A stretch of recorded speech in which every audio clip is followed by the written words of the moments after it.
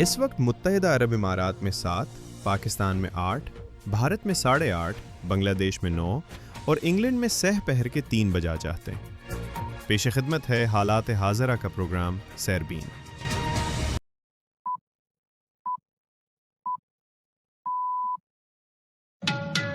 اتوار 15 مارچ کے سیربین سے جاوید چودھری کا سلام۔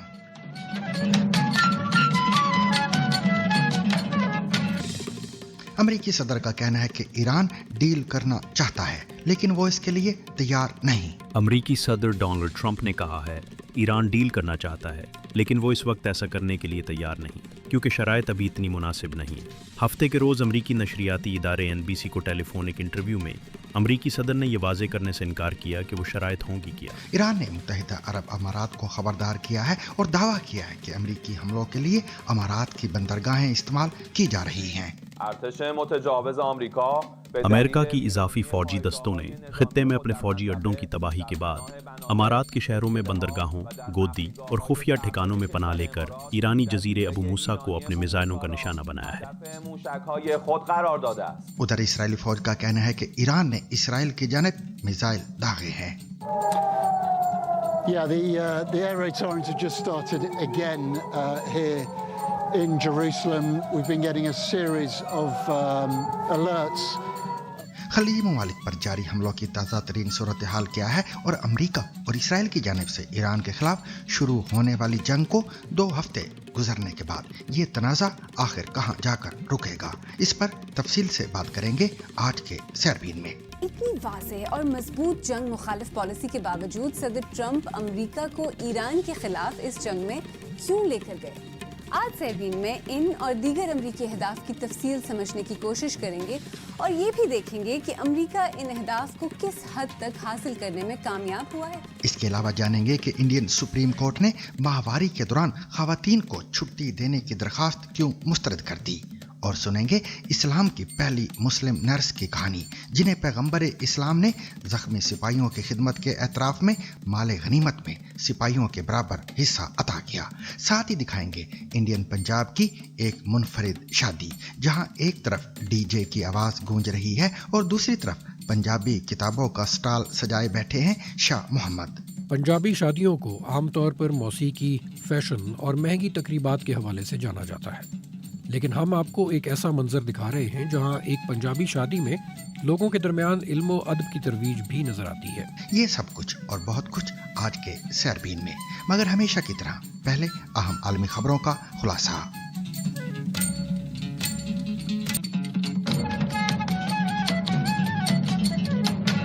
امریکی صدر ڈونلڈ ٹرمپ نے کہا ہے کہ ایران ڈیل کرنا چاہتا ہے لیکن وہ اس وقت ایسا کرنے کے لیے تیار نہیں کیونکہ شرائط ابھی اتنی مناسب نہیں ہے۔ ہفتے کے روز امریکی نشریاتی ادارے NBC کو ٹیلی فونک انٹرویو میں امریکی صدر نے یہ واضح کرنے سے انکار کیا کہ وہ شرائط ہوں گی کیا، لیکن ٹرمپ نے یہ ضرور کہا کہ ایران کی جانب سے کسی بھی قسم کے جوہری عزائم ترک کرنے کا وعدہ ممکنہ معاہدے کا حصہ ہوگا۔ اسی انٹرویو میں ٹرمپ نے یہ بھی کہا کہ آبنائے ہرمز کو محفوظ بنانے کے لیے کئی ممالک نے مدد کا وعدہ کیا ہے، تاہم انہوں نے ان ممالک کے نام بتانے سے گریز کیا۔ ٹرمپ نے یہ دعویٰ بھی کیا کہ امریکہ نے تیل برآمدات کے لیے اہم ایرانی جزیرے خارق کو مکمل طور پر تباہ کر دیا ہے، لیکن مزہ لینے کے لیے شاید ہم اسے چند بار اور نشانہ بنائیں۔ تیل کی بڑھتی قیمتوں کے خدشات کو پس پشت ڈالتے ہوئے امریکی صدر کا کہنا تھا تیل اور گیس کی بہت زیادہ مقدار موجود ہے لیکن ابھی اس کی فراہمی کسی حد تک رکی ہوئی ہے، اسے بہت جلد کھول دیا جائے گا۔ انٹرویو میں ڈونلڈ ٹرمپ نے ایران کے نئے رہبر اعلیٰ مجتبی خامنہئی کی حالت کے بارے میں بھی سوالات اٹھائے۔ انہوں نے کہا میں نہیں جانتا کہ وہ زندہ بھی ہیں یا نہیں، ابھی تک کوئی بھی انہیں سامنے نہیں لا سکا۔ ٹرمپ نے اس کی وجہ یہ بتائی کہ مجتبی خامنہئی نے جمعرات کو اپنا پہلا بیان کیمرے پر بولنے کی بجائے تحریری شکل میں جاری کیا تھا۔ مجتبی خامنہئی کی موت کی خبروں کو افواہ قرار دیتے ہوئے ٹرمپ نے کہا میں سن رہا ہوں کہ وہ زندہ نہیں ہیں اور اگر وہ زندہ ہیں تو اپنے ملک کی خاطر سمجھداری سے کام لیتے ہوئے انہیں ہتھیار ڈال دینے چاہیے۔ امریکی صدر ڈونلڈ ٹرمپ نے یہ بھی کہا ہے کہ کسی نہ کسی طرح ہم جلد ہی آبنائے ہرمز کو کھول کر اسے محفوظ اور آزاد کروا لیں گے۔ ٹروتھ سوشل پر ایک پوسٹ میں ٹرمپ نے لکھا کہ وہ امید کرتے ہیں کہ چین، فرانس، جاپان، جنوبی کوریا اور برطانیہ इस अहम आबी गुजरगाह पर जंगी बहरी जहाज भेजेंगे ताकि ईरान की तरफ से कोई खतरा ना हो। अमेरिकी सदर ने मजीद लिखा कि बहुत से ममालिक इस अहम आबी गुजरगाह को खुला और महफूज रखने के लिए जंगी जहाज भेजेंगे। ट्रंप का कहना है कि उस दौरान अमेरिका बमबारी जारी रखेगा और ईरानी कश्तियों और बहरी जहाज़ों को पानी से बाहर निकाल फेंकेगा। ट्रंप की इस अपील पर अब तक मुख्तलिफ ममालिक का रद्द-ए-अमल भी सामने आया है। बरतानवी वजारत दिफा के तर्जुमान ने कहा कि जैसा कि हम पहले भी कह चुके हैं कि हम खित्ते में जहाज रानी का तहफ़्फ़ुज़ यकीनी बनाने के लिए अपने इत्तेहादियों और शराकतदारों के साथ मुतअद्दिद ऑप्शंस पर बातचीत कर रहे हैं। वाशिंगटन में चीनी सफारतखाने के तर्जुमान ने CNN को बताया कि चीन फौरी तौर पर जंग बंदी का मुतालबा करता है। तर्जुमान ने यह नहीं बताया कि बीजिंग ट्रंप की अपील पर अमल करेगा या नहीं, लेकिन ये ज़रूर कहा कि तवानाई की मुसलसल और मुस्तहकम फराहमी को यकीनी बनाना तमाम फ़रीक़ैन की जिम्मेदारी है। उनका कहना था कि चीन मुतल्लिका अफ्रीकों के साथ राब्तों का सिलसिला जारी रखेगा। अमेरिका को अपना करीबी इत्तेहादी समझने वाले टोक्यो ने भी अभी तक ट्रंप की अपील पर कोई सरकारी रद्द अमल जारी नहीं किया। ताहम जापानी नशरियाती इदारे NHK को हुकाम ने बताया कि यह मामला वजीर आजम सनाई तुकाइची के बुध के रोज शुरू होने वाले दौराए अमेरिका के एजेंडे में शामिल हो सकता है। जापानी वजारत खारजा के एक अहलकार ने कहा कि जापान बहरी जहाज इसलिए रवाना नहीं करेगा कि ट्रंप ने ऐसा करने के लिए कहा है। उनका कहना था जापान अपने फैसले खुद करता है और जरूरी है कि फैसला गैर जानिबदारी से किया जाए। फ्रांस हुकूमत ने भी फौरी तौर पर कोई जवाब जारी नहीं किया। ताहम ट्रंप की पोस्ट के चंद घंटे बाद शनिचर के रोज फ्रांसीसी वजारत खारजा के सरकारी एक्स अकाउंट ने इन रिपोर्ट्स की तरदीद की जिनमें कहा गया था कि फ्रांस अपने जंगी बहरी जहाज आबनाए हुर्मुज भेज रहा है। बयान में कहा गया है कि फ्रांसीसी तैयारा बरदार बहरी जहाज और उसका ग्रुप मशरकी बहराए रूम में मौजूद है, जबकि जनूबी कोरिया की जानिब से अभी तक कोई जवाब सामने नहीं आया है। ईरान की मुश्तरका फौजी कमान ने मुत्तहिदा अरब अमारात के शहरों और बंदरगाहों को निशाना बनाने की धमकी दी है। ईरानी हुकाम का दावा है कि अमेरिका ने ईरान के अहम तेल बरामदी मरकज जजीरा खार्ग पर हमला करने के लिए मुत्तहिदा अरब अमारात की बंदरगाहों, गोदियों और मुबैना खुफिया अड्डों का इस्तेमाल किया। ताहम इस दावे के हक में कोई सबूत पेश नहीं किया गया। ईरान ने खबरदार किया है कि अगर उसकी बंदरगाहों या तेल के मराकज को निशाना बनाया गया तो खित्ते में मौजूद अमरीकी मुफादात और उनसे जुड़ी तनसीबात को भी हमलों का हदफ बनाया जा सकता है। इस तनाज़र में अमारात की अहम बंदरगाहों के करीब रहने वाले अफराद को मोहतात रहने की तनबीह भी की गई है। अमेरिका की इजाफी फौजी दस्तों ने खित्ते में अपने फौजी अड्डों की तबाही के बाद अमारात के शहरों में बंदरगाहों, गोदी और खुफिया ठिकानों में पनाह लेकर ईरानी जजीरे अबू मूसा को अपने मिसाइलों का निशाना बनाया है।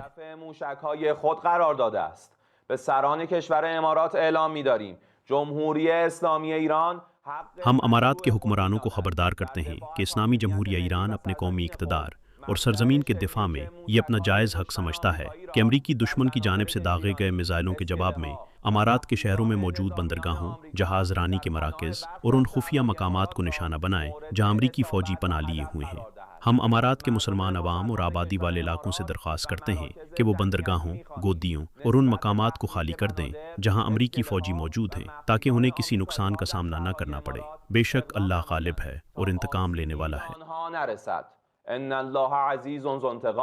ईरान के वजीर खारजा अब्बास अराक्ची ने ट्रंप की जानिब से आबनाए हुर्मुज में महफूज नकलो हरकत के लिए इत्तेहादियों से मदद लेने के बयान पर तनकीद करते हुए पड़ोसी ममालिक से अपील की है कि वो जहरी कुव्वतों को निकाल बाहर करने में मदद करें। सोशल मीडिया पर एक पोस्ट में एक बयान में अब्बास अराक्ची का कहना था कि अमेरिका का हिफाजती ढांचे से मुतल्लक दावा दरअसल कमजोरियों से भरा साबित हुआ है। उन्होंने लिखा कि अब अमेरिका आबनाए हुर्मुज को खुलवाने के लिए दूसरों से, हत्ता के चीन से भी मदद की दरख्वास्त कर रहा है। ईरान ने अपने बरादर पड़ोसी मुल्कों से अपील भी की है कि वो गैर मुल्की जहरी कुव्वत को खित्ते से बाहर निकालने में मदद करें, क्योंकि उनके तहफ़्फ़ुज़ात सिर्फ इसराइल से हैं। ईरान की नीम सरकारी महर न्यूज़ एजेंसी ने पासदारान इनकलाब का ये बयान भी रिपोर्ट किया है कि वो नेतन्याहू को ढूंढकर कत्ल करने की कोशिश जारी रखेंगे।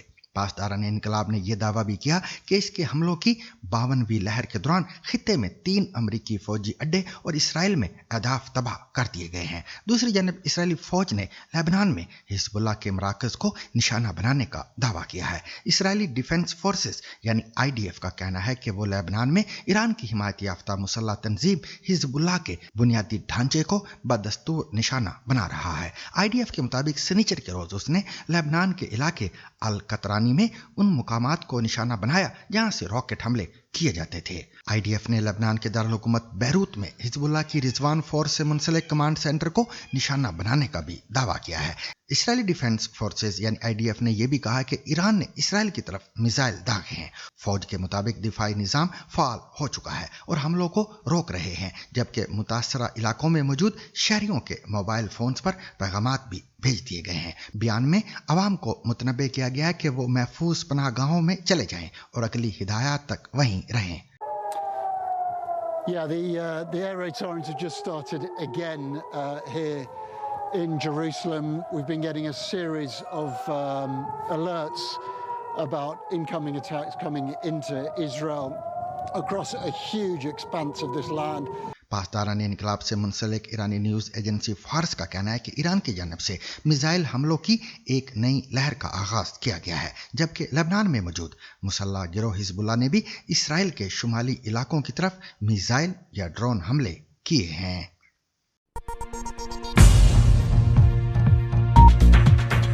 और अब नजर डालते हैं दूसरे खलीजी ममालिक की ताज़ा तरीन सूरत हाल पर। सऊदी अरब की वजारत दिफा ने ऐलान किया कि रात भर उसने अपनी फिजाई हदूद में ईरान के 26 ड्रोन मार गिराए। ज्यादातर दारुल हुकूमत रियाज और मुल्क के मशरकी इलाकों के करीब थे। मुत्तहिदा अरब अमारात ने अपने मुकामी वक्त के मुताबिक रात तकरीबन 11:30 बजे ऐलान किया कि उसका दिफाई निज़ाम ईरान की जानिब से मिसाइल और ड्रोन हमलों का जवाब दे रहा है। इससे पहले शनिचर के रोज ड्रोन हमले के बाद फजीरा की बंदरगाह पर आग भड़क उठी थी। इस मशरकी साहिल पर तेल बरामद करने वाला बड़ा टर्मिनल मौजूद है। बहरीन ने तकरीबन उसी वक्त एक ऐलान में अपने शहरियों से कहा कि वो फौरी तौर पर करीबी पनाहगाहों का रुख करें। ओमान में भी सिक्योरिटी खदशात के 22 अमेरिका ने गैर हंगामी नौयत की खिदमत अंजाम देने वाले अमले को मुल्क छोड़ने का हुक्म दिया है। कुवैत ने ऐलान किया कि उसकी नेशनल गार्ड ने 24 घंटों में ईरान के 5 ड्रोन मार गिराए हैं। कतर ने शनिचर की रात देर गए एक ताज़ा अपडेट में तफसील बताई कि दिन भर ईरान की जानिब से किए गए मिसाइल और ड्रोन हमलों को नाकाम बना दिया गया है।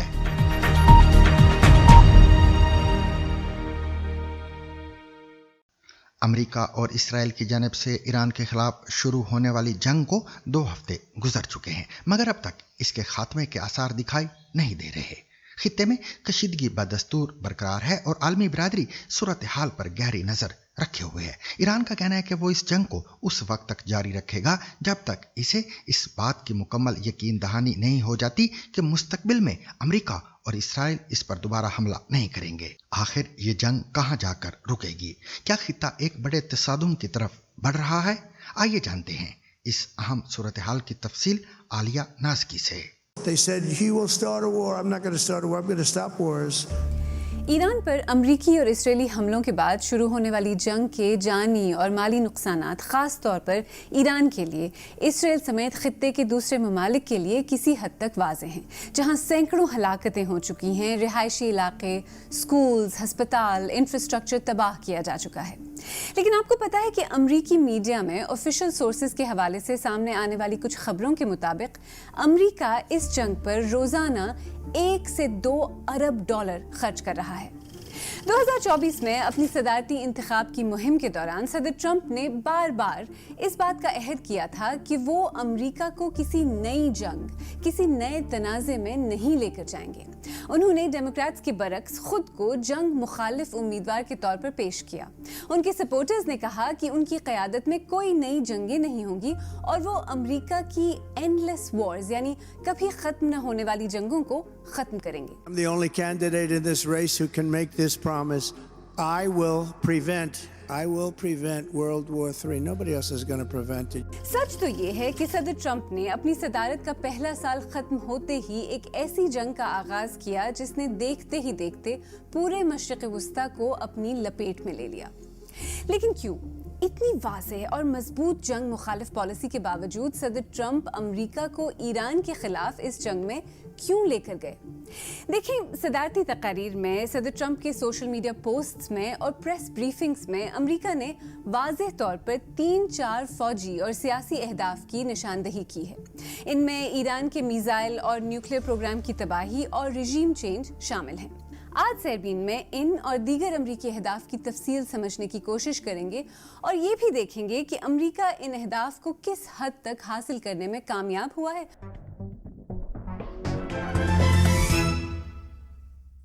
جیسا کہ ہم نے کہا، آج پروگرام میں ہم اس جنگ سے متعلق امریکی اہداف اور ان کی تفصیل کو سمجھنے کی کوشش کریں گے، لیکن آج سب سے پہلے آپ کو تہران لے چلتے ہیں۔ پچھلے کچھ دنوں میں تہران سے آنے والی خوفناک تصاویر اور ویڈیوز ہم سب دیکھ رہے ہیں۔ اس پروگرام کے سلسلے میں ہمارا رابطہ محمد جان حسین سے ہوا، جو کہ تہران میں مقیم ایک پاکستانی صحافی ہیں۔ انہوں نے وہاں سے ہمیں یہ سنیپ شاٹ بھیجا ہے۔ اگر ہم بات کریں ریڈ کرسنٹ سوسائٹی کے نمبرز کی، تو نہ صرف پولیٹیکل اور ملٹری ٹارگٹس جو ہیں وہ نشانہ بنائے گئے ہیں امریکہ اور اسرائیل کی طرف سے، بلکہ 22,000 سے زیادہ سویلین یونٹس کو جو ہے وہ نقصان پہنچا ہے، جس کے اندر 17,000 سے زیادہ ریزیڈینشیل بلڈنگز ہیں، جس کے اندر فار ایگزامپل اگر ایک آفیشل کسی بلڈنگ میں رہتا ہے تو اس کو نشانہ بنایا جاتا ہے، اور پھر وہ ڈبل ٹیپ سٹرائکس کے تھرو وہ پوری بلڈنگ جو ہے وہ اس کے اندر جتنے بھی لوگ ہوتے ہیں وہ ہمیں نظر آیا ہے کہ ان لوگوں کی جانیں گئی ہیں ایسے واقعات کے اندر۔ اور اس کے ساتھ ساتھ ہمیں نظر آتا ہے کہ مختلف بینکس کے اوپر کل رات کو فار ایگزامپل بینکس کے اوپر حملے کیے گئے ہیں، اور اس کے علاوہ جنرل سکوائرز کے اوپر، آزادی سکوائر فار ایگزامپل جب ریلی ہو رہی تھی تو اس کے پاس ہمیں بامبنگ رپورٹ ہوئی اور آپ کو نظر بھی آئی، فردوسی سکوائر فار ایگزامپل اس کے اوپر بھی بامبنگ ہوئی۔ اس کے علاوہ کشم کے اندر ایک ڈی سیلینیشن پلانٹ جو کہ بہت کرٹیکل تھا 30 گاؤں کی سپلائی، واٹر سپلائی کے لیے، اس کو بھی جو ہے وہ بہت بری طریقے سے نشانہ بنایا، تو 30 ولیجز جو ہے بھی اس وقت پانی کی قلت محسوس کر رہے ہیں۔ لیکن ایرانی عوام کا جو ریزالو ہے وہ ہمیں نظر آتا ہے کہ فار ایگزامپل ریسٹورینٹس کھلے ہوئے ہیں تو لوگ جا رہے ہیں، ریلیز کے اندر لوگ پارٹیسپیٹ کر رہے ہیں، آفیسز کے اندر لوگ جا رہے ہیں، پارکس کے اندر جو ہے وہ گھوم رہے ہوتے ہیں، اسکولز کافی حد تک آن لائن شفٹ ہو چکے ہیں، کیونکہ ظاہر ہے نارمل تو نہیں ہے حالات۔ دیکھیں، اسرائیل پچھلی کئی دہائیوں سے ایران کے خلاف جنگ کی باتیں اور منصوبہ بندی کرتا رہا ہے، دھمکیاں دیتا رہا ہے۔ امریکہ کے سابق وزیر خارجہ اینٹنی بلنکن نے حال ہی میں ایک انٹرویو میں کہا کہ اسرائیل نے صدر اوباما پر ایران کے خلاف فوجی کارروائی کرنے کے لیے دباؤ ڈالنے کی کوشش کی تھی، اور کہا تھا کہ اگر امریکہ نے حملے نہیں کیے تو اسرائیل خود ایران پر حملہ کر دے گا۔ بلنکن کے مطابق صدر اوباما نہیں مانے اور ایران کے ساتھ ڈیل کرنے کے لیے جنگ کی جگہ مضبوط سفارت کاری پر زور دیتے رہے۔ اس بار بھی اس جنگ کے پیچھے اسرائیل کے ہونے کی باتیں ہو رہی ہیں، اور اس پر پروگرام میں آگے چل کر تفصیل سے بات کریں گے، لیکن آئیں سب سے پہلے ایران پر امریکی جنگ کے ڈکلیئرڈ یعنی اعلان شدہ اہداف پر بات کرتے ہیں۔ ایران کے بیلسٹک میزائل پروگرام کو تباہ کرنا امریکہ کا سب سے اہم ہدف ہے۔ خود صدر ٹرمپ کہہ چکے ہیں کہ اس جنگ کا پہلا ہدف ایران کے میزائل کے ذخیرے اور پروڈکشن انفراسٹرکچر کو تباہ کرنا ہے۔ خیر، یہاں ایک سوال جو ذہن میں آتا ہے وہ یہ ہے کہ ایران کا میزائل پروگرام امریکہ کے لیے اتنا اہم کیوں ہے؟ They've already developed missiles that can threaten Europe and our bases overseas, and they're working to build missiles that will soon reach the United States of America. دیکھیں، مشرق وسطی میں ایران کے پاس بیلسٹک میزائلز کا سب سے بڑا سٹاک پائل ہے۔ یہ میزائل 2000 کلومیٹر تک وار کر سکتے ہیں۔ ایرانی حکام کے مطابق یہ رینج ملک کے دفاع کے لیے کافی ہے، کیونکہ یہ میزائل اسرائیل تک پہنچ سکتے ہیں۔ امریکہ سمیت کئی مغربی ممالک کا خیال ہے کہ ایران کا بیلسٹک میزائل پروگرام مشرق وسطی میں استحکام کے لیے خطرہ ہونے کے ساتھ ساتھ ایران کو ممکنہ نیوکلیئر ہتھیاروں کے لیے ڈیلیوری میکنزم بھی فراہم کرتا ہے۔ آف کورس ایران کا موقف ہے کہ اس کا نیوکلیئر ہتھیار بنانے کا کوئی ارادہ نہیں۔ ایران کہتا ہے کہ اس کی بیلسٹک میزائلز اسرائیل اور دیگر علاقائی اہداف کے خلاف اسے حفاظت اور جوابی کارروائی کرنے کی صلاحیت فراہم کرتے ہیں۔ تو کیا امریکہ اس تازہ جنگ میں ایران کے بیلسٹک میزائل پروگرام کو تباہ کرنے کا ہدف حاصل کر پایا ہے؟ میں نے یہی سوال اسلام آباد میں بیس دفاعی تجزیہ کار سید محمد علی سے پوچھا۔ میں سمجھتا ہوں میزائل پروگرام کو اگر جامعہ طور پہ سمجھا جائے تو شاید امریکہ اور اسرائیل کا جو تھریٹ پرسیپشن ہے ایران کے حوالے سے وہ صرف بیلسٹک میزائل تک محدود نہیں ہے، کیونکہ حال ہی میں ایران نے اپنی جو میزائل صلاحیت میں اضافہ کیا ہے اور جو میزائل کامیابی سے تمام تر ایئر ڈیفنس کے میزائل حصار کو ڈیفیٹ کر کے اپنے اہداف تک پہنچنے میں کامیاب ہوئی ہیں، ان میں مقدار تو ڈیفینیٹلی بیلسٹک میزائلز کی زیادہ استعمال ہوئی ہے، لیکن معیار کے اعتبار سے جو زیادہ مہلک اور ایکوریٹ میزائلز ہیں وہ ان کے ہائپرسونک کروز میزائلز ہیں۔ تو جہاں تک ماڈرن وارفیئر یا جو جدید جنگیں ہیں ان کا سوال ہے، کیا ان میں جو روایتی اسلحے یا ساز و سامان ہے وہ کسی حد تک، جیسا کہ آپ نے کہا، غیر مؤثر ہوتے جا رہے ہیں؟ اور ایران کی طرف سے اس وقت جو ایک ان ایکسپیکٹڈ سی، غیر متوقع، آلموسٹ کچھ اینالسٹ کے مطابق مزاحمت ہے، ایک عنصر اس میں یہ بھی ہے؟ ان کو اس بات کا ہمیشہ سے احساس رہا ہے کہ ان کے بڑے حریف امریکہ اور اسرائیل ہی ہوں گے، تو وہ tank for tank, ship for ship, sub Marine for sub Marine, fighter for fighter تو ان سے معاشی اعتبار سے، ٹیکنیکی اعتبار سے بالکل نہیں لڑ سکتے، اور ان کو اس کا ادراک ہے۔ اس لیے ان کی جو چاہے بری حکمت عملی ہو، بحری حکمت عملی ہو یا فضائی حکمت عملی ہو، وہ مکمل طور پر غیر روایتی یا اے سیمیٹریکل وارفیئر کے اوپر مبنی ہے۔ تو بحری بھی جو ان کی حکمت عملی ہے، اس میں بھی جس طرح میں نے کہا کہ انڈر واٹر جو ان مینڈ ویکلز ہوتے ہیں یا لیتھل اٹونومس ویپن سسٹمز ہیں یا سوارم ڈرونز ہیں، ان کا یا جو کروز میزائلز ہیں، ان کا استعمال جو ہے اس کے اوپر ایران زیادہ انحصار کرتا ہے۔ اس جنگ کے بعد امریکہ کے اندر اور مغربی دنیا کے اندر بہت اہم اور کاسٹلی لیسنز ڈیفینیٹلی ڈرا کیے جائیں گے کہ ایران نے کس طرح دنیا کی سب سے بڑی طاقت کا سامنا asymmetrical, low cost, low tech but ایک زیادہ مؤثر حکمت عملی کے ذریعے سے کیا، اور آنے والے دنوں میں جو دفاعی جامعات ہیں اور حکمت عملی ہے اس میں آپ بہت بڑی تبدیلی دیکھیں گی۔ آئیں اب دوسری بڑی وجہ یا امریکہ اور اسرائیل کی اس جنگ کے دوسرے بڑے ہدف کی بات کرتے ہیں۔ ایران میں رژیم چینج، یعنی وہاں کی حکومت کا تختہ الٹنا اور وہاں کے طرز حکومت کو بدلنا۔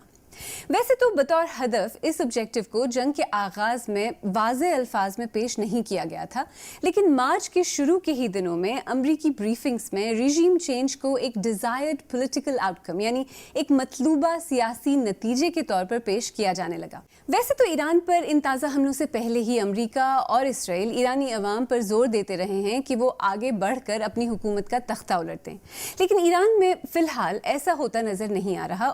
ماہرین یہ بھی کہتے ہیں کہ ایران کے خلاف یہ جنگ پہلے ہی امریکہ میں کافی غیر مقبول ہے۔ اگر امریکی فوجیوں کو زمینی کارروائی کے لیے ایران بھیجا گیا تو اس سے اس جنگ کی اور صدر ٹرمپ کی مقبولیت مزید متاثر ہوگی۔ اور جہاں تک رژیم چینج کے بارے میں ایرانیوں کی رائے کا سوال ہے تو یہ مجموعی طور پر منقسم نظر آتی ہے۔ اگر ایک طرف ایران کے اندر اور باہر حکومت مخالف مظاہرے نظر آتے ہیں تو وہیں دوسری طرف خاص طور پر ایران کے اندر بہت بڑی تعداد میں لوگ حکومت کی حمایت میں سڑکوں پر بھی نکلے ہیں۔ انفیکٹ ایران کے رہبر اعلیٰ علی خامنئی کی اپنے خاندان سمیت اسرائیلی حملے میں ہلاکت کے بعد مبصرین کے خیال میں ایران کی موجودہ حکومت کی حمایت میں اضافہ ہوا ہے۔ تو میری نظر میں اب جتنی یونٹی ہے، میرے کافی ایسے خود کے جاننے والے ہیں، کچھ دوست احباب ہیں جو بہت زیادہ اپوزیشن ویو پوائنٹس، مطلب strict opposition view point hold رکھنے والے ہیں، اور انہوں نے جب مجتبیٰ خامنئی کا فار ایگزامپل الیکشن ہوا تو میں آپ کو مثال دوں، صرف اس ضد میں کہ ڈونلڈ ٹرمپ نے کہا کہ مجتبیٰ خامنئی کو نہیں آنا چاہیے، صرف اس ضد میں کافی اپوزیشن کے لوگوں کو میں جانتا ہوں جنہوں نے خوشی سے قبول کیا اور سیلیبریٹ کیا مجتبیٰ خامنئی کا آنا، کیونکہ ایرانی یہاں پہ فورن انٹرفیئرنس کو بہت زیادہ جو ہے وہ ناپسندیدہ طریقے سے دیکھتے ہیں، اور وہ مانتے ہیں کہ اگر چینج ہونا چاہیے تو آرگینکلی ہونا چاہیے، اور اینڈ نو ڈاؤٹ ہو سکتا ہے ابھی بھی کچھ لوگ ہوں جو یہاں پہ کوٹ ان کوٹ رجیم چینج چاہتے ہوں، لیکن میرے خیال میں وہ ایک بہت ہی چھوٹی مائنورٹی میں ایگزسٹ کرتے ہوں گے لوگ، کیونکہ عام عوام جو ہمیں نظر آتی ہے روڈوں پہ باہر نکلتی ہوئی روزانہ کی بنیاد پہ، وہ بالکل حیران کن ہے۔ تو اگر امریکہ کے زاویے سے دیکھیں، کیا اس جنگ نے رژیم چینج اچیو کرنے کے بجائے اسے مزید مشکل بنا دیا ہے؟ میں نے اس بارے میں لیورپول یونیورسٹی سے منسلک ڈاکٹر ایاز ملک سے بات کی۔ باہر سے آپ کے اوپر کچھ مسلط ہوتا ہے اس طرح کی جنگ، تو اندر کے سماجی جو تضادات ہیں اور سوالات ہیں وہ سپریس ہو جاتے ہیں، اور یہ بات بالکل ٹھیک ہے کہ جو ایک بے چینی بھی ہے ایران میں حکومت کے خلاف اور اسلامی جمہوریہ کے خلاف، اور اس کی بہت ساری وجوہات ہیں، اس میں سینکشنز بھی ہیں، اس میں اندرونی جو کرپشن ہے، داخلی کرپشن ہے، اور جو ایک جبر کا اور اس کا جو استبداد کا جو برا ماحول ہے وہ بھی ہے. لیکن یہ بات ہے کہ باہر سے آپ جنگ کریں گے تو یہ تمام اندر کے تضادات جو ہے وہ سپریس ہو جاتے ہیں، اور رجیم چینج کا معاملہ ہو ہی نہیں سکتا کیونکہ ایران کی ریاست بہت اسٹرانگ ہے. ایران کی ریاست کی اپنی ایک لیگیسی ہے، کیونکہ دیکھیں نا وہ ایک انقلابی ریاست ہے، وہ انقلاب سے پیدا ہوئی ہوئی ریاست ہے. اس کے ذریعے اس کی جو ریاست کے اسٹرکچرز ہیں وہ بہت اسٹرانگ ہیں، اور وہ اس قسم کی جنگ کے لیے پچھلے 10-20 سال سے کم از کم تیاری کر رہے ہیں. تو انہوں نے جو اپنے کمانڈ اسٹرکچرز ہیں وہ ڈی سینٹرلائز بھی کر رکھے ہیں، اور ایران کی جو اسلامی جمہوریہ ہے اور جو ریاست ہے اس کے لیے ایک ایگزسٹینشیل جو ہے نا وہ جنگ ہے، ایک وجودیت پر ان کی اٹیک ہے. تو وہ اتنی آسانی سے معاملہ جو ہے نا یہ رجیم چینج تو بالکل امپاسبل ہے انلیس کہ یہ گراؤنڈ ٹروپس جو ہے وہ اتارنا شروع ہو.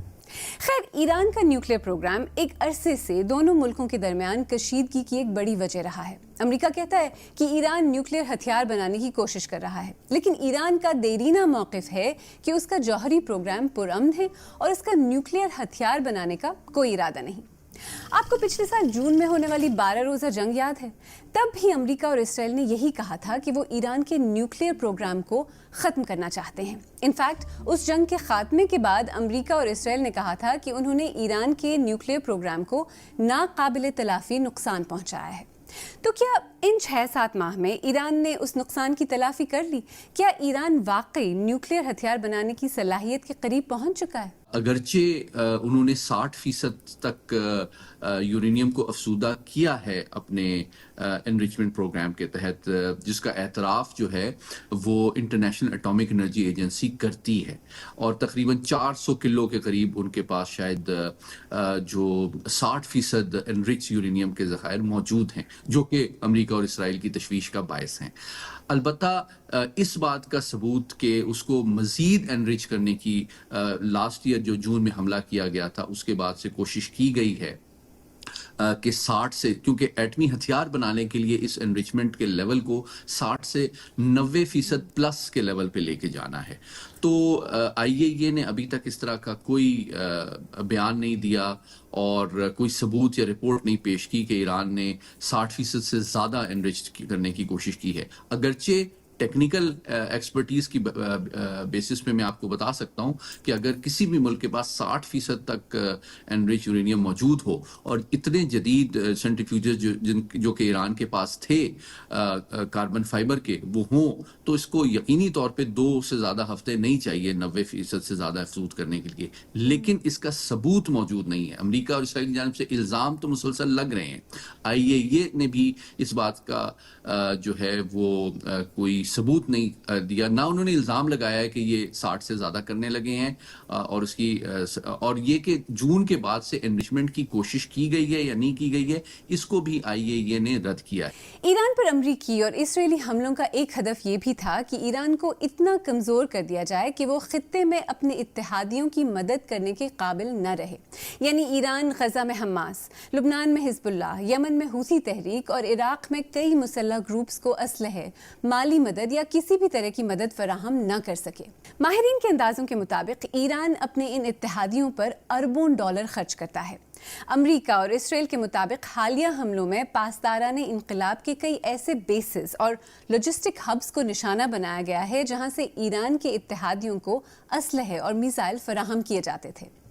ویسے تو دسمبر 2024 میں شام میں صدر بشار الاسد کی حکومت کے خاتمے کے بعد ایران کا ایکسس آف ریزسٹنس پہلے ہی کمزور ہو چکا تھا، کیونکہ حزب اللہ کو شام کے راستے ہی مدد فراہم کی جاتی تھی. لیکن اس کے باوجود موجودہ جنگ میں حزب اللہ بھی داخل ہو گئی ہے اور کمزور ہونے کے باوجود اسرائیل پر جس حد تک ممکن ہو حملے کر رہی ہے. جواب میں اسرائیل لبنان میں حزب اللہ کے ٹھکانوں اور بیروت کے شہری علاقوں پر بمباری کر رہا ہے. تو کیا اس جنگ کے نتیجے میں ایران اپنے اتحادیوں سے مزید دور ہو سکتا ہے، یا یہ جنگ ایران کے اتحادیوں کو ایک مرتبہ پھر سرگرم اور متحرک کر دے گی؟ اب یہ ایگزسٹینشل معاملہ ایسا آ گیا، اس طرح کی جنگ مسلط کر دی گئی کہ سب جو اتحادیاں ایران کے، چاہے وہ متحرک ہوں یا غیر متحرک تھے، وہ واپس جو ہے وہ ابھریں گے اور واپس جو ہے وہ زور پکڑیں گے. کیونکہ جیسے کہ میں نے کہا کہ جس طرح سامنے والے سوچ رہے ہیں یہ ان کے لیے ایگزسٹینشل ایک جنگ ہے، اور یہ بالکل ایسی کھلی جارحیت ہے کہ ایون اتحادی امریکہ کے اپنے آپشنز جو ہیں وہ ری تھنک کریں گے اس کے بعد، کیونکہ امریکہ نے تو یہ پروو کر دیا ہے کہ ان کی جو مین پرائرٹی ہے وہ تو اسرائیل کو پروٹیکٹ کرنا ہے، سعودی اور خلیجی ممالک کو نہیں۔ اور جہاں تک صدر ٹرمپ کا سوال ہے، آپ کو کیا لگتا ہے اس سب کا ان کے لیے فال آؤٹ کیا ہوگا؟ آلریڈی یہ جو جنگ ہے امریکہ میں خاصی غیر مقبول ہے، صدر ٹرمپ کی اپنی جو اپروول ریٹنگز ہیں وہ کافی نیچے آ گئی ہیں۔ میرے خیال میں ٹرمپ انتظامیہ نے اور اوور آل یو ایس کی جو نیشنل سیکورٹی اسٹریٹجی ہے اس نے یہ کیلکولیشن کی ہے کہ وہ ایک ہٹ لینے کو تیار ہیں اکانومی کو اور سپلائی چینز کو اور سٹاکس کو، جو بھی وال اسٹریٹ پہ اس وقت جو معاملات چل رہے ہیں، in the long term supply chains کو اور اکنامک معاملات کو اپنی طرف ڈائیورٹ کرنے کے لیے، کیونکہ دیکھیں نا ایران پر جو اٹیک کا معاملہ ہے اس کی لانگ ٹرم اسٹریٹجی یہی ہے کہ ایک نمبر 1 اسرائیل کو خطے میں نارملائز کرنا، بہت پولیٹیکلی اور آئیڈیولوجیکلی اور معاشی طور پر، اور سپلائی چینز کو خاص طور پہ تیل اور گیس کی اس کو ایسٹ ایشیا سے، مشرقی ایشیا سے اور چین سے ڈائیورٹ کر کے امریکہ کی طرف واپس کرنا۔ تو مجھے یہ لگتا ہے کہ وہ یہ ہٹ لینے کو تیار ہے، ایک شارٹ ٹرم ہٹ لے کر لانگ ٹرم میں پورے خطے کی جو ریسٹرکچرنگ یہ کرنا چاہ رہے ہیں۔ اسرائیل بار بار کہہ چکا ہے کہ ایران اس کے لیے ایک ایگزسٹینشل تھریٹ، یعنی اسرائیل کے وجود کے لیے ایک بڑا خطرہ ہے۔ اسرائیل کی سیاسی اور فوجی قیادت بار بار یہ بھی کہہ چکی ہے کہ اس جنگ کا مقصد اس خطرے کو ختم کرنا ہے۔ ساتھ ساتھ وہ یہ بھی چاہتے ہیں کہ ایرانی عوام اپنی حکومت کے خلاف اٹھ کھڑے ہوں اور اس کا تختہ الٹ دیں۔ یہاں یہ بات واضح کرنا بھی ضروری ہے کہ جہاں امریکہ میں یہ جنگ خاصی غیر مقبول ہے، وہیں اسرائیل میں اس کارروائی کو بہت بڑی حد تک عوامی حمایت حاصل ہے۔ ماہرین کہتے ہیں کہ اسرائیل پچھلے سال دسمبر سے اس جنگ کی تیاری کر رہا ہے۔ انفیکٹ کچھ مبصرین تو یہ بھی کہتے ہیں کہ اسرائیل پچھلی کئی دہائیوں سے اس جنگ کی تیاری اور منصوبہ بندی کرتا رہا ہے اور امریکہ کو اس جنگ میں اپنے ساتھ شامل کرنے کی کوششیں بھی۔ یہ بات بھی سچ ہے کہ ایران نے کبھی بھی اسرائیل کو تسلیم نہیں کیا۔ 1979 کے اسلامی انقلاب کے بعد ایران نے فلسطینی تحریک کی شدید حمایت اور اسرائیل کی اتنی ہی شدید مخالفت کو اپنی فورن پالیسی کا اہم جز بنایا۔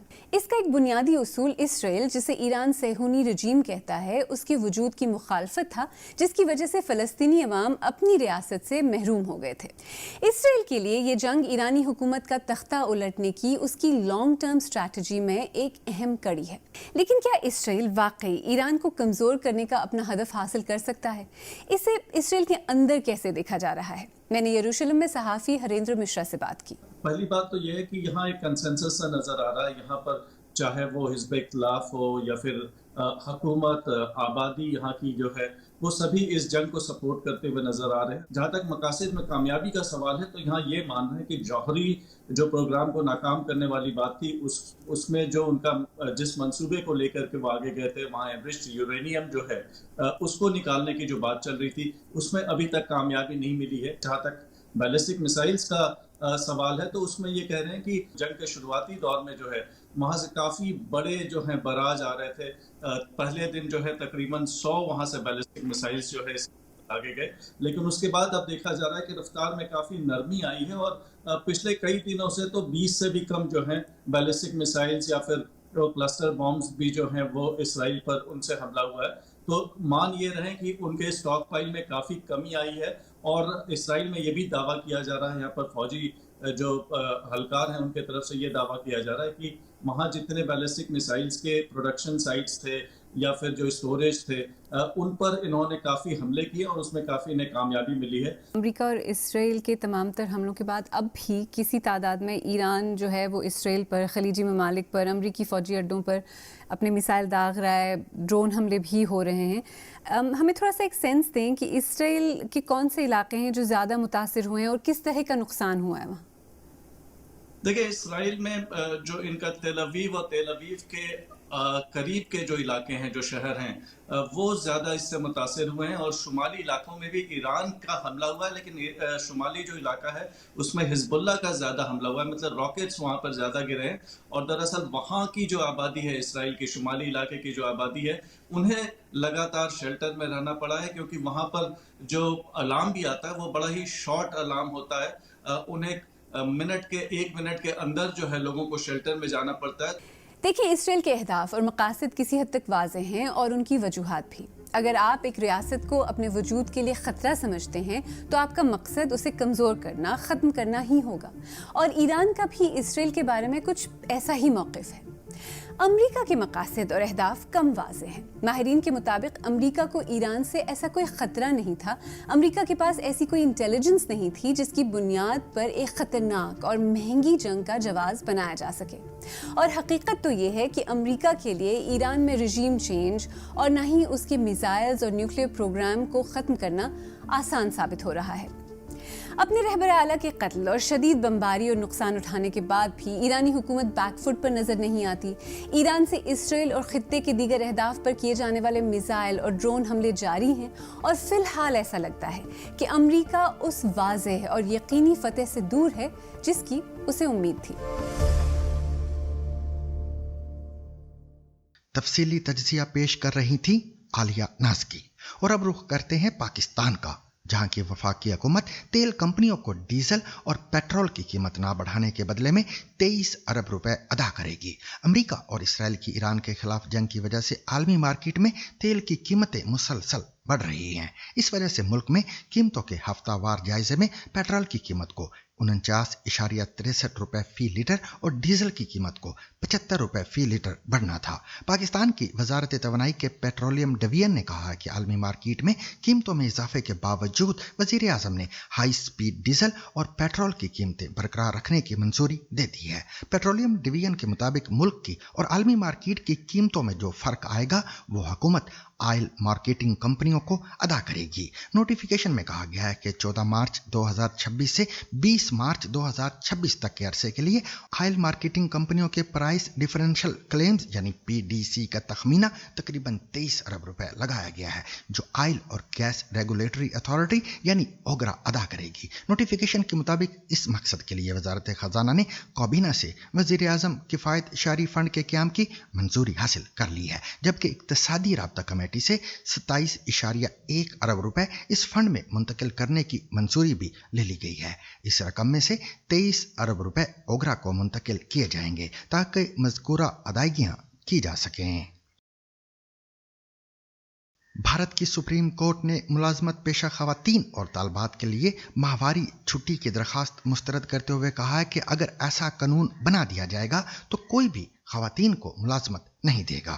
چیف جسٹس سوریہ کانت کی سربراہی میں سپریم کورٹ کے 2 رکنی بینچ نے کہا کہ لازمی چھٹی خواتین کو یہ سوچنے پر مجبور کر دے گی کہ وہ اپنے مرد ساتھیوں کے برابر نہیں، اور یہ ان کی ترقی کے لیے نقصان دہ ہوگا۔ واضح ہے کہ ماہواری کی چھٹی ایک ایسا معاملہ ہے جس میں انڈین معاشرے میں تقسیم نظر آتی ہے۔ جہاں کچھ لوگ ججوں کے خیالات سے متفق ہیں تو وہیں ایسے بھی لوگ ہیں جن کا ماننا ہے کہ 1 یا 2 دن کی چھٹی خواتین کو تکلیف دہ ماہواری سے نمٹنے میں مدد دے سکتی ہے۔ یاد رہے کہ انڈیا کی کچھ ریاستوں اور بعض بڑی نجی کمپنیوں نے اپنی خواتین ملازمین کے لیے ماہواری کی چھٹی متعارف کروائی ہوئی ہے۔ قانون کی ویب سائٹ لیو لا کی خبر کے مطابق سپریم کورٹ کی جانب سے یہ ریمارکس وکیل شلیندر ترپاٹھی کی طرف سے دائر کی گئی ایک درخواست کی سماعت کے دوران آئے ہیں، جس میں ماہواری کی چھٹی کے لیے قومی سطح پر پالیسی کا مطالبہ کیا گیا تھا۔ ترپاٹھی نے بعد ازاں خبر رساں ایجنسی IANS کو بتایا کہ انہیں امید تھی کہ ملازمت پیشہ خواتین کو ماہواری کی مشکلات سے نمٹنے کے لیے 2 سے 3 دن کی چھٹی ملے گی، تاہم ججز نے کہا ہے کہ اس طرح کی پالیسی متعارف کرانے سے خواتین کو کوئی فائدہ نہیں ہوگا، اور اس کی بجائے یہ صنفی دقیانوسی تصورات کو تقویت دے کر اور ان کی ملازمت پر اثر انداز ہو کر انہیں نقصان پہنچائے گا۔ ججز کا کہنا تھا کہ اس سے نجی شعبے میں لوگ خواتین کو ملازمت دینے سے ہچکچا سکتے ہیں۔ لیو لا کے مطابق ججز نے یہ بھی کہا کہ حکومت تمام سٹیک ہولڈرز کی مشاورت سے ماہواری کی چھٹی کی پالیسی لا سکتی ہے۔ عدالت کے ان ریمارکس نے ایک بار پھر ایسے موضوع پر روشنی ڈالی ہے جس نے انڈیا میں طویل عرصے سے رائے کو منقسم کر رکھا ہے۔ صحت عامہ کی ماہر اور وکیل سکریتی چوہان نے BBC کو بتایا کہ یہ کہنا کہ ماہواری کی چھٹی سے خواتین ملازمت کے لیے پرکشش نہیں رہیں گی کا یہ مطلب ہے کہ ججز ماہواری اور اس سے جڑے دقیانوسی خیالات کو ختم کرنے میں ناکام رہے ہیں۔ سامعین، 7ویں صدی عیسوی میں جب منظم طبی نظام نہیں تھا تو ایسے میں کچی اینٹ کی دیواریں اور کھجور کے تنوں और पत्तों की छत की हामिल मस्जिद नबवी के सहन में लगे एक सादा से खेमे में एक खातून मरीजों का इलाज करती, जख्मियों के जख्म धोती और उनकी मरहम पट्टी क्या करती थी। वो मरीजों से ऐसी शफकत से पेश आती कि उनकी खिदमत सिर्फ इलाज तक महदूद न रहती, बल्कि वो हौसला और उम्मीद भी बांटती। इस्लामी रिवायत में नर्सिंग की अव्वलीन बानी ये खातून थी। इस्लाम कबूल करने वाली अव्वलीन खवातीन में से एक, यानी रुफाइदा अल इस्लामिया। तहकीक है कि कबीला खजरज की शाख बनी असलम से ताल्लुक़ रखने वाली रुफाइदा की पैदाइश तकरीबन 597 ईस्वी में यसरब के शहर में हुई। बाद में यसरब ही मदीना के नाम से मारूफ हुआ जब पैगंबर इस्लाम ने वहां मक्का से हिजरत की।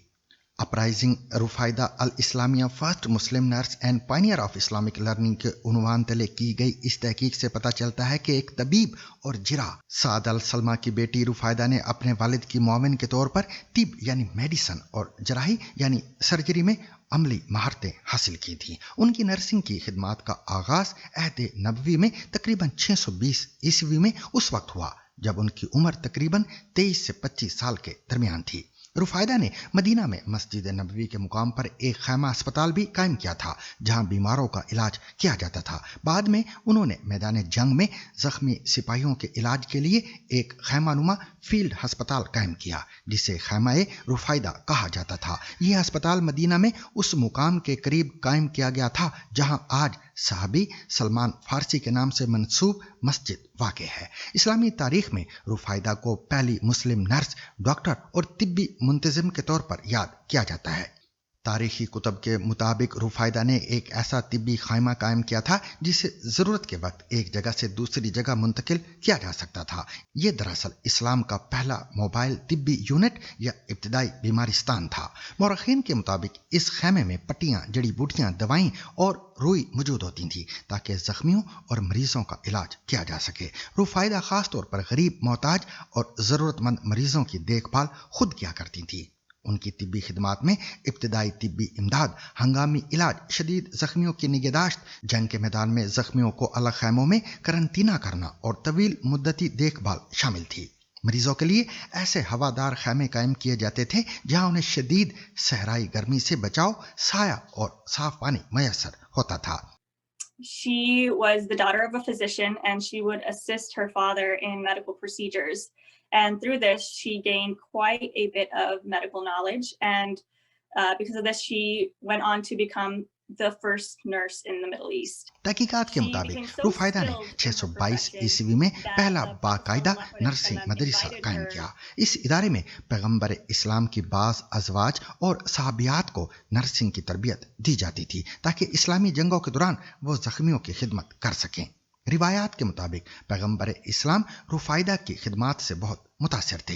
जंग बदर, ओहद, खंदक और खैबर के दौरान जख्मी सहाबा को उनके खैमे में इलाज के लिए भेजा जाता था। इमाम बुखारी की किताब अल अदब अल मुफरद और इब्ने साद की अल तबाकात में रिवायत मिलती है कि गज़वा खंदक में जख्मी होने वाले साद बिन मुआज को भी इलाज के लिए रुफाइदा के पास मुंतकिल किया गया था और रसूल अल्लाह खुद उसकी इयादत के लिए आते थे। इन खिदमात के इतराफ में रुफाइदा और उनके साथ काम करने वाली नर्सों को माले गनीमत में वही हिस्सा दिया गया जो मैदान जंग में लड़ने वाले सिपाहियों को मिलता था।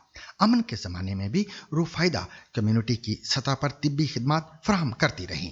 वो मदीना में मुख्तलिफ मुकामात पर मरीजों का इलाज करती थीं और मोबाइल तिब्बी यूनिट्स के जरिए लोगों तक पहुंचती थीं। वो ख़ास तौर पर यतीमों, गरीबों, माजूर अफराद और ज़रूरतमंद बच्चों की देखभाल करती थीं। उनके बारे में ये भी कहा जाता है कि उन्होंने दुनिया के इब्तिदाई पालिएटिव केयर निज़ाम को मुनज़्ज़म किया जिसका मकसद शदीद बीमारियों में मुब्तला मरीजों की जिंदगी के मयार को बेहतर बनाना था। रुफाइदा अल अस्लामिया ने अपनी जायदाद को तिब्बी फलाह के लिए वक्फ करते हुए तारीख का पहला चैरिटी अस्पताल कायम किया। ग़ज़वा बदर के बाद बहुत से जख्मी और बेघर अफराद मस्जिद नबवी के करीब नस्ब उनके खैमे में मुफ्त इलाज हासिल करते थे। वो अपने साथियों के साथ न सिर्फ मरीजों का इलाज करती थी बल्कि उनके लिए खाना भी खुद तैयार करती थी और दिन रात उनकी खिदमत में मसरूफ रहती थीं।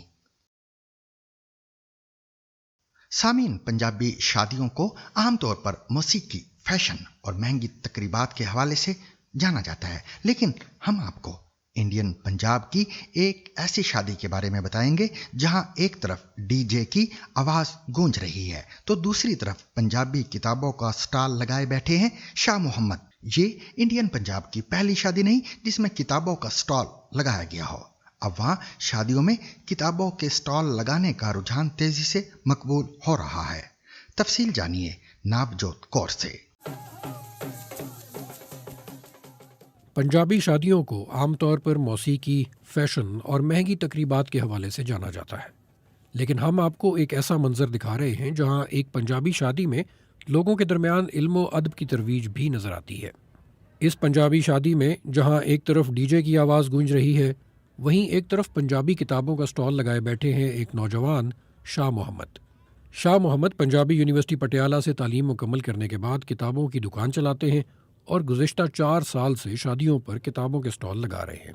मित्र ने मतलब इनवाइट किया सी कि साडे ब्याह दे चंद साल पहले एक दोस्त ने अपनी शादी पर मुझे किताबों की नुमाइश लगाने के लिए बुलाया था। पिछले साल 2 से 3 लोगों ने राब्ता किया और इस साल बहुत से लोगों ने। जैसा कि आप देख रही हैं, मैं इस वक्त भी शादी में मौजूद हूँ। बहुत से बुजुर्ग इस इक़दाम को सराहते हैं और शादी में किताबें भी खरीदते हैं। अक्सर मेहमान हमें अपने आने वाली शादियों के लिए भी बुक कर लेते हैं क्योंकि ये शादियों का सीज़न है। औसतन 100 मेहमानों वाली शादी में 7 से 5 लोग किताबें ख़रीदते हैं। कम से कम 2 से 3 हज़ार रुपये और ज़्यादा से ज़्यादा 10 से 15 हज़ार तक फ़रोख्त हो जाती हैं। इस स्टॉल पर आमतौर पर पंजाबी नावल, कहानियाँ, नज़में और तारीख़ी किताबें रखी होती हैं। शादी के जश्न में ये किताबों का स्टॉल दुल्हन और दूल्हे के रिश्तेदारों समेत दीगर मेहमानों के लिए भी तवज्जो का मरकज़ बन जाता है और अक्सर लोग अपने और अपने रिश्तेदारों के लिए किताबें ख़रीदते हैं।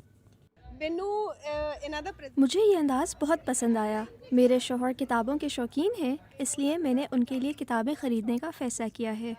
इतिहास दी एंड एवरीथिंग, सो मैं सोचा कि उन्हां लई कुछ परचेज करना। जब मैं अंदर आया तो सबसे पहले मेरी नज़र किताबों के स्टॉल पर पड़ी। मुझे पढ़ने का बहुत शौक़ है और मैंने वो किताबें देखीं जो मैं ख़रीदना चाहता था, तो मैंने ये ख़रीद ली। मेरा बेटा भी पढ़ने का शौकीन है। जब मैं पढ़ लूँगा तो मैं ये किताबें उसे कनाडा भेज दूँगा। मैंने 6 किताबें ख़रीदी हैं।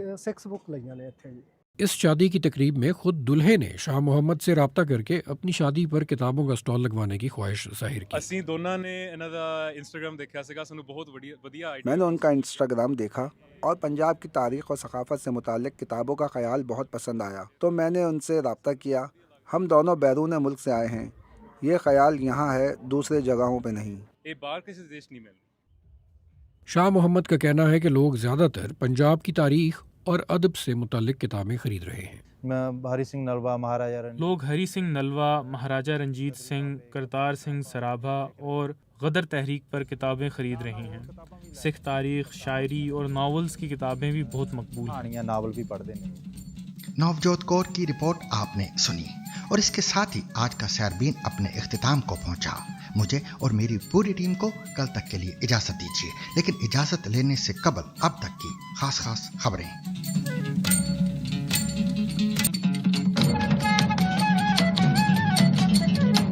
ईरानी वज़ीर ख़ारिजा अब्बास अराक्ची ने अल अराबी अल जदीद को दिए गए एक इंटरव्यू में कहा कि रहबर आला मुज्तबा खामनाई सेहतमंद है और सूरत हाल पर मुकम्मल तौर पर काबू रखते हैं। ख्याल रहे कि ईरान के रहबर आला मुज्तबा खामनाई 8 मार्च को अपनी तकरीर के बाद अब तक मंजर आम पर नहीं आए हैं। उनका पहला खिताब 12 मार्च को सरकारी टीवी के एक मेज़बान ने पढ़कर सुनाया था। उन्होंने कहा कि ईरान जंग के खात्मे के लिए हर मुनसिफाना इलाकाई कोशिश का खैर मकदम किया जाएगा। अब्बास अराक्ची का मजीद कहना था कि आबनाए हुर्मुज़ अमरीकी जहाज़ों और अमरीकी इत्तेहादियों के अलावा सबके लिए खुली है। ईरानी वज़ीर ख़ारिजा ने यह भी कहा कि अभी तक जंग के खात्मे के लिए कोई ख़ास कोशिश हमारे सामने नहीं है। अमरीकी सेंट्रल कमांड सेंटकॉम ने ईरान के पासदाराना इनकलाब पर इल्ज़ाम आयद किया कि वो तैयारा बरदार बैरिज बेड़े USS अब्राहम लिंकन के बारे में झूठे दावे कर रहे हैं। सोशल मीडिया प्लेटफॉर्म एक्स पर फारसी अकाउंट पर सेंटकॉम का कहना था कि पासदाराना इनकलाब ने एक मरतबा फिर जंगी बहरी जहाज को नाकारा बनाने का दावा किया है। हम ये वाज़ेह करना चाहते हैं कि अब्राहम लिंकन के स्ट्राइक ग्रुप ने समंदर से ईरान पर फ़ज़ाई हदूद पर अपनी बरतरी बरकरार रखी हुई है। जनूबी कोरिया का कहना है कि वो मशरक़ वस्ती में जारी तनाज़ा से मुतल्लक़ पेशरफ्त की करीब से निगरानी कर रहा है। ख्याल रहे अमरीकी सदर डोनाल्ड ट्रंप ने गुज़िश्ता रोज़ चीन, फ्रांस, जापान, बरतानिया और जनूबी कोरिया से अपील की थी कि वो अपने बहरी जहाज़ भेजें और आबराए हुर्मुज़ को खुलवाने और महफूज बनाने में मदद दें। जनूबी कोरिया की वजारत खारजा के एक तर्जुमान का कहना है कि उनका मुल्क अमरीकी सदर के बयानात पर तवज्जो दे रहा है और अमरीका के साथ राब्ते में है। पाकिस्तान के काउंटर टेररिज्म डिपार्टमेंट यानी CTD के मुताबिक कोहाट के थाना लाची की हदूद में कार्रवाई के दौरान 6 शिद्दत पसंद हलाक कर दिए गए हैं। CTD की जानिब से जारी प्रेस रिलीज के मुताबिक शिद्दत पसंद घात लगाकर बैठे थे और ऑपरेशन टीम के पहुंचते ही हमला कर दिया, जिसका मौसर जवाब दिया गया। हमले की इतलात पर कोहाट पुलिस के जवान भी जाए वक़ूए पर पहुंचे और शिद्दत पसंदों का मुकाबला किया। प्रेस रिलीज के मुताबिक फायरिंग का तबादला खत्म होने के फौरन बाद इलाके में वसी पैमाने पर सर्च और सैनिटाइजेशन ऑपरेशन शुरू किया गया है। इस कार्रवाई के दौरान जाए वक़ूए से 6 शिद्दत पसंदों की लाशें मिली हैं। CTD का कहना है कि हलाक होने वाले शिद्दत पसंदों की तलाशी के दौरान उनके कब्जे में मौजूद 4 दस्ती बॉम्ब, 6 SMG राइफल्स और दीगर असला भी बरामद किया गया है।